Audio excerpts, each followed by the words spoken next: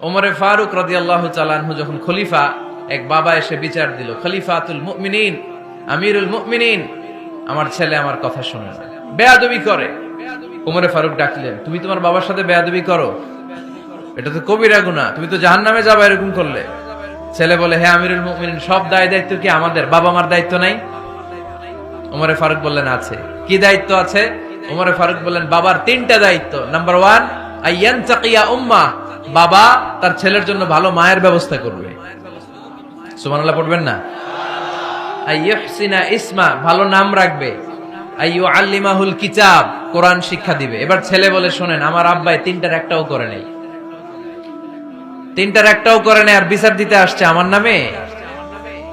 আমার মা হচ্ছে এক জাঞ্জি, নর্তকী নারী, এক অগ্নি উপাসকের কাছে ছিল, আদব আখলাক ভদ্রতা সভ্যতা কিচ্ছু জানে না।